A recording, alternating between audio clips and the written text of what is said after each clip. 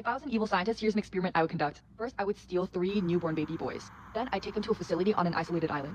All the staff on the island are men. The experiment starts the moment they arrive on the island. The first thing I would do is get rid of any form of individuality. There's a very strict uniform on this island. Everyone must be dressed in all white garbs, everyone must shave their head, and everyone will be wearing a mask that covers their face.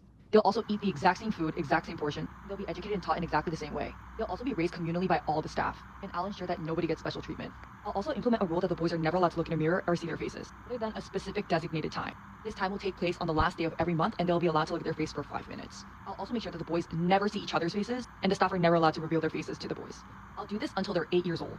Once they turn 8, I'm going to separate the 3 boys and send them each into their own wing of the facility. They'll all also be assigned one caregiver to take care of them from now on. Now, the moment these 3 boys get separated, the first room they're going to enter is a room full of mirrors. And for the first time, they're going to be allowed to look at themselves for longer than 5 minutes. Now that they've been separated, they also no longer need to wear the white garbs, shave their heads, or wear the masks. And that room full of mirrors will be accessible to them anytime they want. They'll also be allowed to eat whatever they want, however much they want. They can also choose how much of their education they still want to pursue. The caregivers will not change. They'll still be in the white garbs, shaved heads, masks on, everything. Now, the first thing I want to see from this is whether or not the boys will keep continuing their routine lives even though they're no longer influenced by a crowd around them. Like, after being given a choice, do they want to pursue their individuality or do they want to live the way they used to? Okay, in the next part of my experiment, I'll have the caregivers accidentally reveal their faces to the boys. But their faces will not be their actual faces. I'll 3D print a mask for them. That mask will make them look like non-human entities. They'll look like aliens. Now, the boys have never seen a face other than their own before.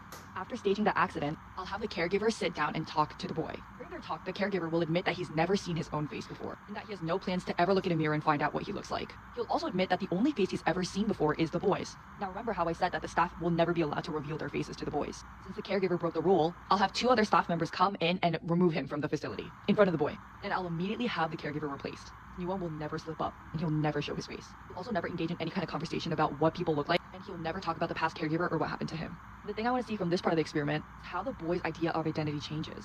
The only 2 faces he's ever known is completely different. He has no idea what people are supposed to look like. Is he the norm, or is the caregiver the norm? I also hope that he starts wondering what everyone else in the facility looks like, and also how the Becky, I gotta say, you seem to have given this a lot of thought.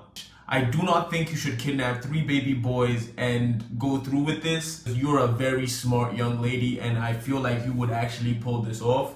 So please give this a little less thought. And this is just from me and my followers.